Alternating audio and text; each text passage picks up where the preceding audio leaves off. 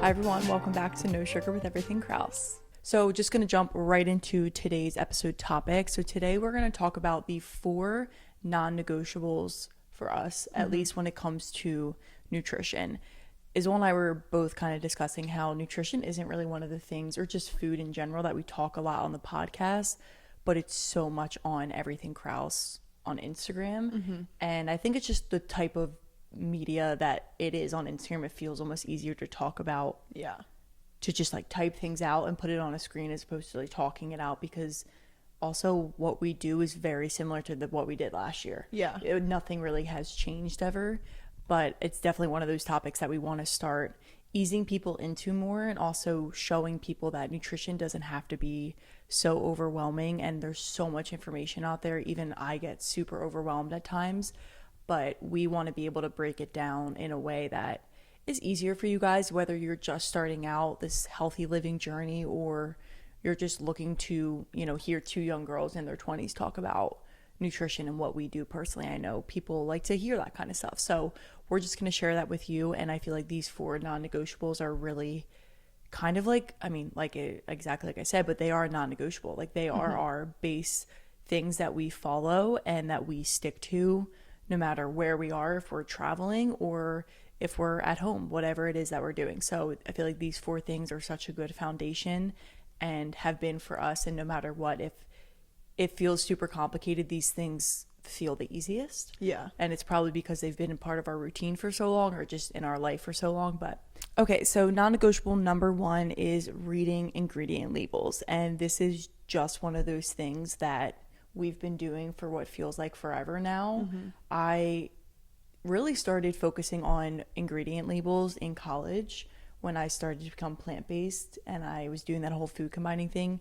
That was one of those things that I can forever thank Kenzie Berg for. If you guys know, you know, but she introduced the idea of that to me. The idea of even looking at what are the ingredients that make this up. Exactly, like reading the back of a package and seeing what's in it and really trying to understand what is in it. So this is also one of these things that I think people can get really overwhelmed with, because and listen, I've been there, I am still there sometimes. When you pick things up or you're grocery shopping and you just are trying to pick up everything, it feels like everything is taking so long. And especially in the beginning, if you don't really know what you're looking for, it can feel really overwhelming. And that's exactly why, honestly, we're gonna have a whole nother episode on diving into food labels, because it can be really intricate, or it can just be one of those things where you glance and you automatically know what you're looking for and what to avoid, and you put it down or you pick it up. So anyway, we're going to dive deeper into that, but this is one of these things that if it has X, Y, and Z on it, so say for example, the first ingredient is corn syrup, obviously I'm not buying it. If it has seed oils, I'm not buying it. If it has gums, I'm not buying it. And again, we're going to go more deep into that, but there's just certain things that we look for, and I think this helps us immediately say yes or no to items in a grocery store specifically. Like I would say we live actually by the labels. I know it kind of sounds toxic. No, it does sound toxic, but it's not. It's really not. It's actually a great guiding force in the grocery store to be able to know, like, okay, this is not meant to go in my body. I don't like it helps me with my discipline. Like I don't even want to put that in the cart. I don't even want that coming home to even tempt me with it. This is poisonous, put it back. So I just feel like it's a really great way to understand, like, okay, this is a cleaner item. Like it helps you understand what cleaner processed foods are and how bad some of the other ones are. And then when you compare 2 items, and one is a list of like 20 ingredients and one is maybe only a list of 8 ingredients, but there might, even if there's still things in the 8 ingredient list that I wouldn't choose, just seeing the comparison of how like some products have 20 plus things listed, it's like that much went into making up a chip. That's crazy. Like it's just a Dorito. You would think it would be more simple than that, but it's not. So it kind of almost just opens your eyes to the longer the list is, the more toxic it is. Yeah, and I was gonna say, more like, fake little, it is. Little grocery hack here: if there's over 20 ingredients, put it down. If there's over eight, honestly, like put it down. It depends on the product, but like Katiri's right. If it's a tortilla chip and it has over legitimately 4 ingredients, put it down. Put it down. Like, for real. I also want to add that reading labels and reading the ingredients really opened my eyes to what's going on in the world. Like, I feel like people, you hear this Maha movement, you hear, you know, everyone waking up to this culture. It's like, well, what do you mean? When I read those ingredient labels, I know what they're talking about. I know what they mean when they say our children are being poisoned with dyes, because I've read the label and I see it in everything now. And it made me more passionate about clean eating. It made me want to really choose those cleaner ingredient options, because when you see something made up of 20 different ingredients, you're like, this isn't even food. It's at chemicals, this point. It's chemicals. It just like lights a fire under your booty, since I can't curse, under your booty to want to eat cleaner. And I feel like it helps. I don't know, just reading the labels really transformed my mind to even care about clean eating and overall health, and I've become a healthier individual ever since I started that process. For sure. And going back to the point that you made a little bit ago, I feel like it does help my discipline almost, because say, for example, Trader Joe's, if you guys know, like the kind of bakery section, they always have like sour cream donuts or like these little cookies where they have a clear top so you can see in it. And they always look so good to me. Like bakery items always at Whole Foods, seat at table, they always look amazing to me. And I'm like, oh, I really want them. How my discipline really kicks in is when I'm like, let me, even though I know it's going to have stuff I don't like in it, let me confirm how bad these are for me chemically, and then I won't touch them. You know what I mean? It's like I almost have to read it to justify, not even unhealthy in a sense of like, okay, yeah, you shouldn't be eating donuts every single day from like a health standpoint, but in the chemical makeup of this food. Like I look at it as not as like, oh, if I eat that, it's bad for me, I'll gain weight. I look, if I eat that, it's bad for me and could cause cancer in the future. Like that's how I feel like I look at it. And then it allows me to just be like, it's not worth my health. Well, that's really the big thing here, is it's not even about like what you just said, oh, I'm eating unhealthy donuts. It's, I know what actually creates a donut, and that's not it. Yeah, like I've made them myself before, and I saw how simple it was. And I want to address like the main point that we're really saying ingredient labels, and like this is why we want to go in on a whole different episode, is because so many people reach out to us about, like we're just going to say it, about fat loss, about how they can really change their diet to lose weight. They're struggling on losing weight. They feel like they've tried everything. And when we tell them to really start reading the labels, it's just like a hack of like, you're gonna be eating cleaner. If you know the ingredients, if you immediately start with shifting over to cleaner ingredients, you are going to lose fat, because your body is going to respond to that better, especially when you are fueling your body with all those artificial ingredients this entire time. So it really is just like I think the number one thing that someone should do if they want to even get into being healthier, start reading the ingredients, because what you put in your body is what your body becomes. Exactly. That is the most important. I think it's more important, like obviously we love movement, but like more important than movement, because your body's your temple, it's your house. Well, like, and imagine putting chemicals exactly into it. And in all honesty, your body is made in the kitchen. Like yes, movement is super important, and I'll never not move, but I think people don't realize the weight of food when it comes to your fitness journey and your health goals as well. Like it is so important. So that's kind of a good segue into our second one. Our second non-negotiable is, which you guys have heard us before, focusing on whole foods only and not the grocery store. Even though Apple thinks it's the grocery store every time. If you ever typed in Whole Foods on your phone, it'll automatically autocorrect it to be capital. So dude, Whole Foods won with that. Like that's wild. That's major props to them. Major SEO going on there. For real. Like it's literally crazy. I think about Whole Foods every single time. Same. Like it's wild. But anyway, eating whole foods, what does that mean? What does that look like? If you guys have been following us for a while, this has just been something that we've honestly, I feel like have grown up doing. Definitely more so now. I mean, we grew up eating frozen pierogies and taquitos a lot as well, but now when we go to the grocery store, when they tell you to stick to the perimeters, like that's kind of what I do. That's just what I know. Like my first instinct isn't to go in the middle sections. Like it really is to stick to the perimeters, and that's because the whole foods are on the perimeters. That's where you have your fruits, your vegetables, your meats, your cheeses, your dairy. Everything that's individual is on the outside. That does not have a label. Like literally, all that stuff doesn't have a label. And if it does, it's like ingredients. Like if you buy a bag of broccoli, it just says broccoli. Obviously, we know that. I think we're so much in the habit that we even check things like that sometimes. Because like the organic ground chicken from Trader Joe's has sunflower oil in it. you wouldn't know that because you would think, why would that need sunflower oil? But it does. So just so you know, it does. So always read the label. Yeah. Not going back to that. Yeah. And the funny thing about what you just said is like sticking to the perimeter is you're not buying snacks or packages. You're really buying all ingredients and what make up those foods that are in the packages.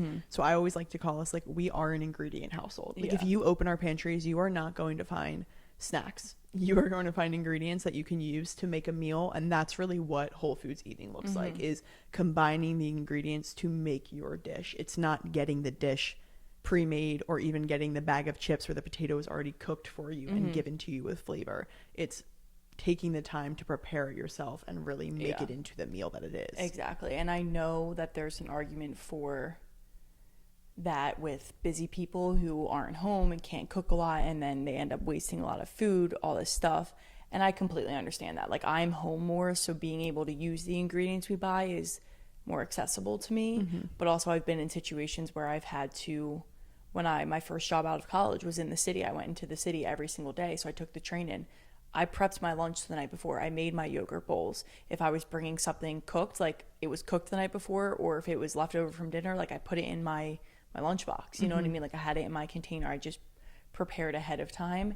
And I think one of the best ways to even meal prep is to ingredient prep, is to prep all your ingredients that you have. So one of the best things that I think anyone has ever told me and has had worked for me in the past is, okay, if I buy like sweet potatoes, broccoli, cauliflower, whatever I'm buying that'll go along with like a protein at dinner, I'll prep that ahead of time. So I'll chop the sweet potato up, I'll chop the broccoli up, I'll wash it, I make sure it's all ready to go and put that in a container, and it just makes things 10 times quicker. Not to bring this into meal prep, but if that's overwhelming of like, I can't just buy Whole Foods only because the packaged dinner is healthy and it's easier for me. Well, there's actually probably more things added in it so it can stay on the shelf or in the refrigerator a little bit longer as at the store. Yeah. I think a lot of people actually fear Whole Foods eating because it seems very complicated. I feel like they go into the grocery store, they buy everything they think of that is healthy or a whole food, and then they get home and they're like, what do I do with all this? So I think one of the best ways to tackle Whole Foods eating is to actually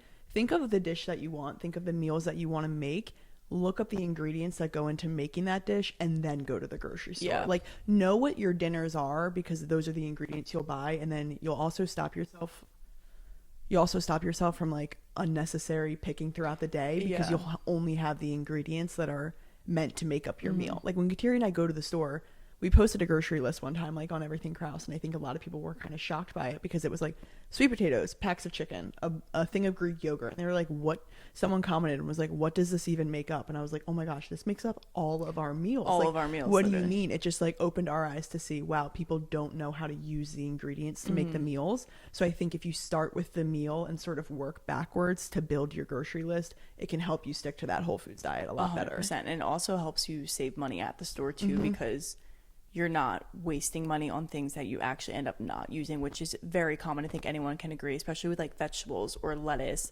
cilantro. Like I'm thinking of those things that just go to waste in your refrigerator and then you end up having to throw out if you used literally like a bite of it or you never used it at all. It's like there's just those things that get thrown out. So I think that's an amazing tip and really the best way to kind of tackle it, in all honesty. Last thing I want to say about Whole Foods is I want to bring it back to that point of what Kateri said about how your body is made in the kitchen. Changing our like, not, I don't like to say diet because it's a way of living, it's not a diet. Changing our lifestyle to be purely whole foods is really where I saw the most results in my physical appearance, in my muscle building and everything, because I just was eating so clean and so intuitively and really eating how we are intended to. Like when we say that God intends us to eat and fuel our body in a certain way, it is with those whole foods that he has already given us. And I just want to point that out. Like if you are also in that rut, like switch to Whole Foods. I always say to people like, oh, you can't lose weight. Have you tried Whole Foods eating? Yeah. Like that is literally where I lost so much weight. I feel like when I first shifted over to Whole Foods, like while building muscle, and I was just like, I didn't do anything. I've been indulging in even more calories, I feel like. Yeah. But it's just the cleanliness of the process. It's the lack of processing going through those products that allows your body to really take it in. Because what I like to say about Whole Foods is why your body is fueled so well by them is because your body expects those kind of foods. Your body doesn't expect a processed package because a machine processed that it wasn't like processed by the earth. Do you know what I mean? Like, I like to paint it in that image. Your body doesn't expect a pre-made pierogi to come in. It doesn't really know how to deal with that and then process it. It's why you get constipated. But your body knows how to process a whole sweet potato. Yeah. It's just like how God designed us to be. Exactly. And I also think it has helped, this is a different segment, but like has helped my relationship with food is understanding that you can still indulge. Like, is when I have been making stir fry all week. If you would have told me 5 years ago that I'd be having like stir fry with noodles every single day, I'd be like, I can't eat that. You know what I mean? Like, that's unhealthy. Well, we buy the healthiest ingredients, the stir fry sauce I'm whipping up myself with all things I know exactly what they are. And it's just one of those things where I am now in such a different place, and I feel like Whole Foods has helped me get there because I've created these things that I used to think like, oh, you can't have. I've created it on my own in a healthy way with whole foods and food that really does fuel my body and make me feel good. And I feel like when you're eating clean like that, you do really understand that food is fuel, and it's so important for you, whether you're active or more sedentary. No matter what it is you're doing as a human being, no matter what your job is, what you're fueling your body with is so important, just to sustain your energy throughout the day, throughout the week, and be able to get stuff done. That's a great point. I didn't even think about it that way, but Whole Foods eating has 100% transformed my relationship with food. 1,000%. Like, the amount of times I have struggled with food and like my body and just what I was eating like for so many years of my life, and if I looked at what I was eating then, it was probably like half whole foods and half like trying to eat like protein bars, like get those barbell protein bars from Trader Joe's. Those things are junk. That is not 20 grams of protein. Stop kidding yourself. Like, that's literally like dessert it's in a disguise. Chocolate bar. Yeah. Okay, like the protein shakes you're making are filled with a bunch of BS. Like, that's not good for you. It doesn't make you feel good, so you're forcing yourself to make that protein shake even though it tastes like crap. And if it does taste good, it's because it's filled with a bunch of chemicals. Like, if I were to drink those things now, I would think this tastes like chemicals. But back then I was like torturing myself drinking a protein shake because it was less calories than just making a meal with the same amount of protein, if not more. That's crazy. You know, it's just like, it's one of those things that I feel like has really helped my relationship with food. And I think as females, that's a very relatable issue that people have, is the relationship with food. Because just, you know, let's say how it is. Like, women think about food and think about our bodies way more than men do. So it's one of those common things between women. Yeah, it like, literally. Is. I feel like this is a great segue into our non-negotiable number 3. We're talking about, you know, you just whipped up stir fry with all these different ingredients. Cooking at home can make all of the difference. It makes everything. It makes everything. I read something one time and it was like, the best healthy eating advice I ever got was, if it's made at home, you can eat it. And I resonated with that so much more, because knowing that our household is a clean ingredient household, if it is made at home, I don't feel bad about eating it, because I know everything that went into the process. Even when I think of your chocolate chip cookies, like, that wasn't manufactured in a store. That didn't go through a big plant with a million other ingredients, and who knows if there were seed oils on the belt. Like, this was purely made under my control, and I trust that, and I'm going to allow myself to have that. Exactly. I always joke that if it's homemade, it doesn't count, because, and I mean that in a sense of like the chocolate chip cookies or mom's chocolatey chocolate cake that she makes, because we put all the ingredients together. And although there's like sugar and flour and eggs, all butter, all that stuff in it, I'm just like, at least it's homemade. Like, we didn't go out and buy it, because let me tell you, when you go out and buy it, it has a laundry list of ingredients. Go look at a cake at the bakery section. Go look at the cakes. It's insane. It's insane. It's They're not even wild. Cake. And what did Mom make the other day that you were like, that's all that's in it? Oh, red velvet cake.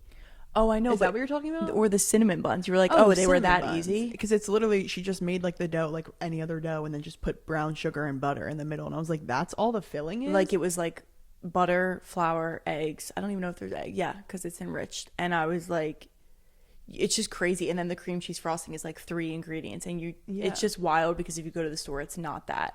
And I think it's one of those mind-blowing things. But go ahead, say the thing about the red velvet cake, because maybe not everyone knows that. Oh, yes. I was just discussing this with my brother. Oh my God, that was like a lisp. Excuse me. I was discussing this with Xander, and red velvet cake used to be my favorite cake ever. And I remember I was like, tastes awfully a lot like chocolate cake. Is that why it's my favorite? And my mom busted it to me that red velvet cake is literally the same recipe as chocolate cake, with red dye food drops. And So- I was like, are you kidding me? It's Like, so funny. It's so funny. It that used they to be do my that. favorite too. Like I Yeah. think because mom said this, I think it's because it's the cream cheese frosting that they normally pair with red velvet cake that we like so much. Yeah. Because it's the same cake, and I love chocolate cake, but I used to love red velvet as well. But But it's just like insane that we created this whole other flavor by just adding food dye to it. I know. And I'm like, wow, people are literally opting for that choice, opting for the option with food dye just because they like red velvet better than chocolate. Like, literally. Okay, anyway though, back to this non-negotiable. So cooking at home, it is rare if we eat out like dinner. I definitely do on the occasion, but I think when I'm like really honing in on my health and feeling my best for like a certain period of time, like I don't eat out. I don't we grew up in a household where eating out wasn't really common ever. We didn't. Our mom was just always cooking at home, whether if it was financial reasons because she had 4 kids running around in hockey and soccer and lacrosse and all the sports, or whether it was just the way she grew up. Like she grew up eating home cooked meals. yeah, we So- come from an Italian Yeah. heritage as well. So our mother grew up on, like, think of like the prime Italian family, Yeah. like Sunday feast for dinner. Like I'm talking meatballs, spaghetti, sausage, all different types of bread, focaccia, sourdough, like everything. So she grew up around only eating homemade meals, and we are fortunate enough to have carried that on, and will continue carrying Yeah. that on to the rest of our. And I think it has really set us up for so much success in this health journey as well, because when I eat out more than like, if I eat out one day, okay, 2 days in a row, I literally am like, I'm so over this. I get crazy. Like mom always laughs, like when we were not younger, but like in high school or even in college, if we would go somewhere and we had like multiple, if we were on a family vacation, I had multiple days of eating out, I would complain. I was like, I can't do this anymore. And she's like, you just hate eating out. It's so funny. But it's one of those things that, again, you do not know what that chef is putting in the food. You don't know if they're using seed oils, which 9 times out of 10, 9.9 times out of 10, that's what they're cooking your protein in. That's what they're cooking your vegetables in. So even if you're getting a healthy meal, it's probably not as healthy as it would be if you just cook the same thing at home because of all the additives in it. Even say we got a stir fry out, what's going in their stir fry sauce? What sauce are they using? What noodles are they using? Are they using organic vegetables? It's like, even like what's cooked in that, because I always think about this too. People are like, well, my steak's cooked in butter. I cannot speak today. Yeah. But my steak is cooked in butter, and I'm like, okay, but what's that? This sounds crazy, but like I think about ingredients so much because I am so passionate about it. What was on that stovetop before you cooked my steak? Because those seasonings stay, those oils particularly stay on that stovetop. So just because your steak is cooked in butter, the steak before it was cooked in the seed oil, or you're they absorbing- season their cast iron skillets, and I've seen that. That's a giant thing on Instagram. They season cast iron skillets with not castor oil, canola oil. And it's just like one of those things that if you're also trying to lose weight and you can't figure out like what's going on with your body, I hate to like keep saying lose weight, but I just feel like so many people are quick to be like, I've tried everything, and you haven't, because if you're still eating out, like that canola oil, those are extra calories that you just don't need, extra things that you don't need going into your body that are messing up your internal systems 10 times more than if you were to just make it at home. And I think the thing with healthy eating too is you have to focus on what you can control. And when you're traveling, if you're on a business trip or you're on vacation, you can't really control the food as much. You can try and plan ahead as much as possible, but you kind of have to let things flow however they do, because sometimes on vacation you're in a hotel, you can't make any food. Okay. When you are at home, you have to kind of take advantage of that time. You have to take advantage of what you can control, and what you have for breakfast, lunch, and dinner is in your control when you're in your own space, when you're the one going to the grocery store and buying it and cooking it.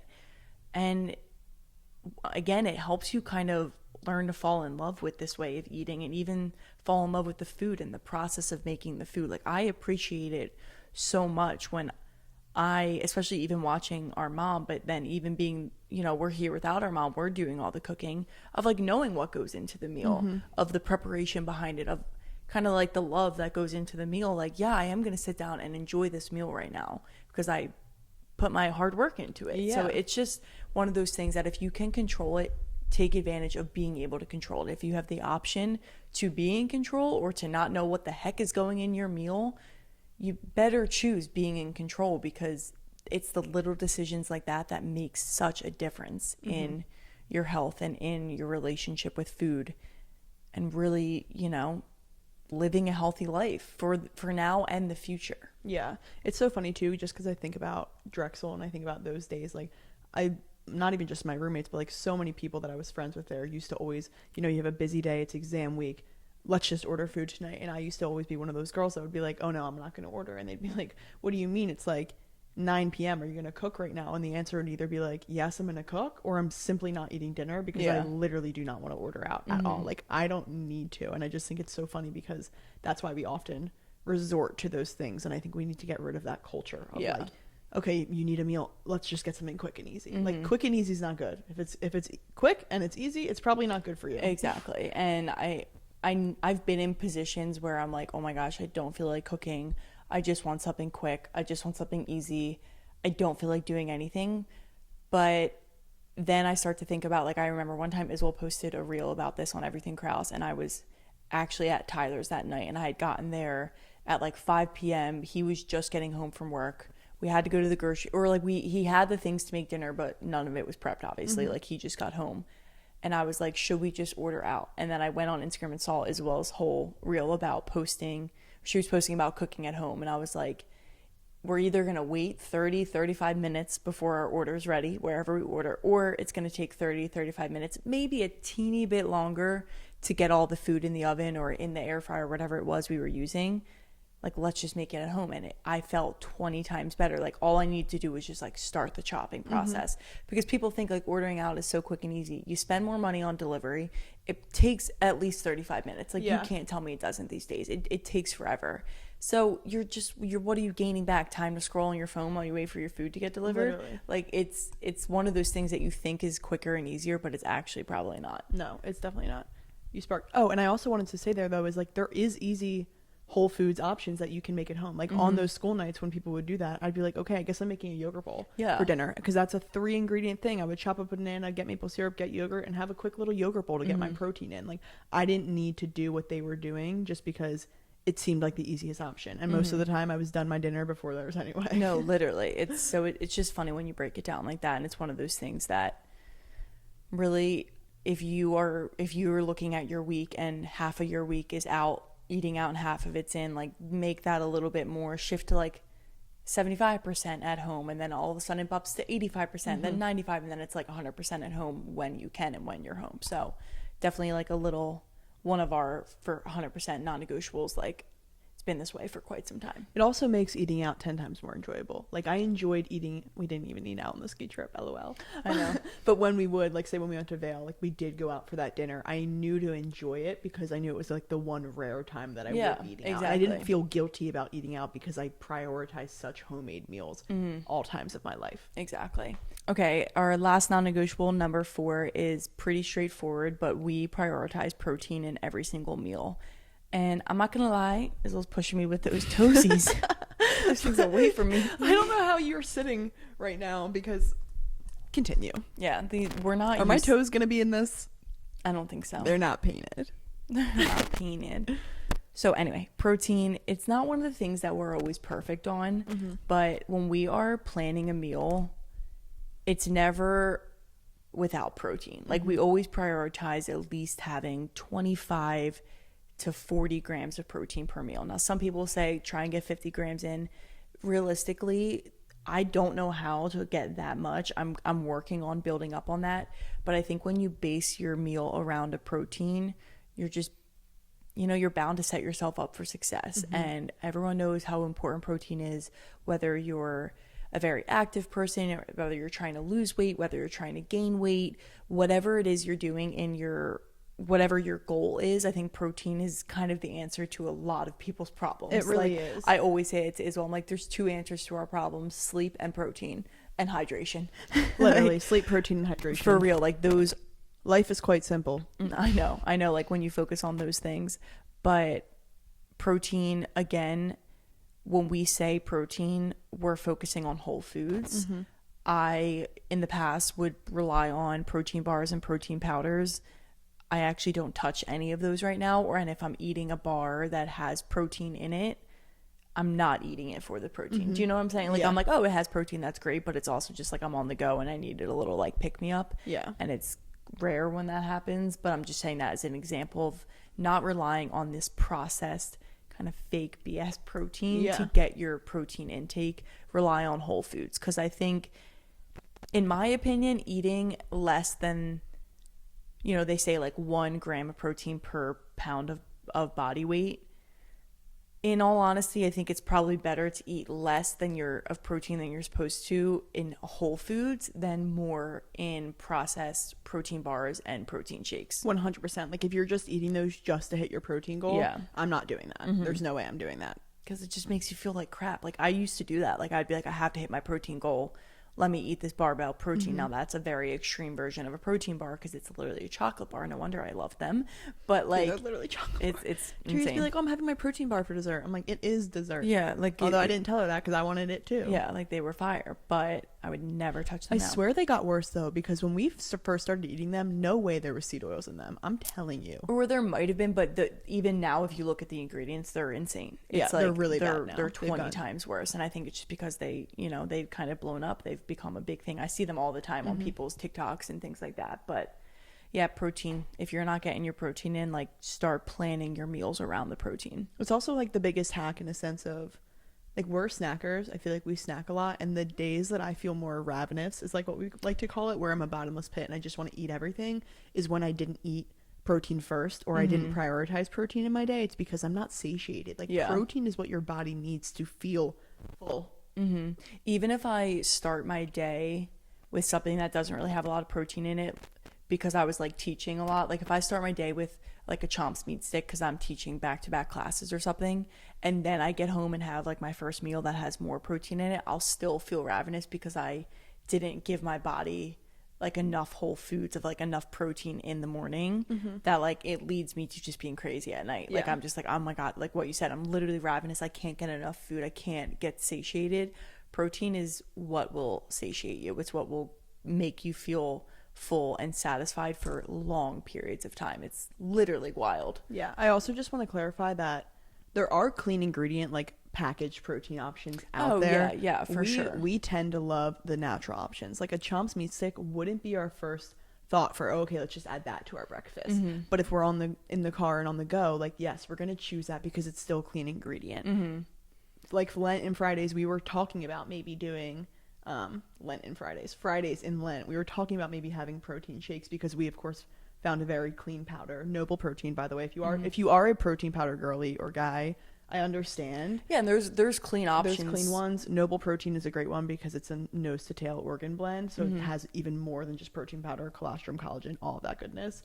But we were talking about like maybe having a protein shake because we don't really get in a lot of protein at all on those days. So of course there's always going to be clean options to like rely on, but they're never going to be our first grab. Yeah, I think that's important to note is we will utilize them when we need to, but our first instinct, and I think this is what makes these things a non-negotiables, our first instinct is the whole form of a food, as opposed to the quicker option. And I think when you start looking at food like that and what you're eating, it just starts to become a habit, and it automatically just makes you healthier. You know what I mean? Like you start living a little bit differently and seeing food a little bit differently. But yeah, we've been in positions where, like, especially skiing on the mountain, we grab a meat stick, whatever, we can, that's quick and still simple ingredients that we can eat to get some fuel when we're out on the mountain, because I'm not making eggs on the mountain, obviously. So it's just one of those things that you can work around, but still sticking to whole foods as much as possible is very important. That's it. Yeah. So yeah, those are our 4 non-negotiables. And like I said in the very beginning of this episode, this is something that we want to make as easy to digest and understand, no pun intended, as possible for listeners, because I know nutrition can be super overwhelming, and just eating healthy and living a healthy lifestyle, even maybe anything we said today, can be overwhelming to people. Like maybe you're like, oh my God, go to the grocery store, only stick to the perimeters, cooking at home. It can be a lot, but it's like when you get these things into place, I feel like it makes healthy eating just that much easier. And before you know it, it becomes such a habit in your life that you don't even think about it. Like we were in Trader Joe's yesterday, we were buying almond butter, immediately, even though we've bought that almond butter before, flipped it over just to double check the back and make sure it was only almonds. And it was. And it's like, she didn't think about it. It just was immediate pick up, look, and put it in the cart, you know? So it's one of those things that it will become a habit. It might be overwhelming at first. It might take a little bit longer in the grocery store at first, but that's okay, because the more you do it, the quicker it'll be for you, the more you'll get comfortable with it, and you'll just immediately be like, this is what I'm looking for, get rid of it if not. And so yeah, that's why we wanted to do this episode, to kind of go over like what our non-negotiables are, because people do ask us like, you know, how do I do this and stuff like that, and it all kind of leads back to these 4 principles, I feel like. So sharing that with you guys, of course, and making this something that we bring to the podcast more, like holding ourselves accountable to with this type of topic. So stay tuned for the next episode too, because if you're overwhelmed by everything that we just said, the next episode is the one that we're really going to dive in on those. Not even dive in, because of course, guys, we are not experts. We are always learning. We are always learning about more ingredients, and oh my gosh, that's now bad for you too. Yeah. We are taking in just as much information. I just think we're maybe further along in the journey to be more understanding of that information. Like, I don't get stressed out reading these Maha articles that come out anymore. Last year I did, but now I understand them at a much higher level, and we just want to be able to bring that to you and call out some of the ingredients and kind of just like tell you what they are, why they're bad for you, so that you don't even have to think about it. You can just look at the label and be like, oh, that says that, put it down. Yeah, exactly. That's sort of the point of that episode. So next episode, we're going to be, exactly, like breaking down food labels a little bit more and helping people walk through that process, because that's a whole process in itself. So it is. Anywho, Sista, what else can they do? What's another non-negotiable for listening to No Sugar? Yeah, another non-negotiable would be subscribing to our YouTube channel, liking this video, commenting on this video, interacting with it in any way, shape, or form, following us on Instagram at Everything Krause, at Sculpted with Kateri, at No Sugar Pod. There are 3 accounts, and you do need to be following all 3 of them. They post all different sorts of content. I know No Sugar's not that active, but we're getting there. Yeah. We have some good ideas that we thought of. Anyway, please interact with us and help get these words to the other people. Anyone that you think needs to hear this message, that is what we are here for. We come on here to talk every single week to benefit you guys, not us. So please keep supporting us. Yes, so thank you so much for listening today, for tuning in. We hope you have an amazing rest of your day, an amazing rest of your week, and we will see you next time.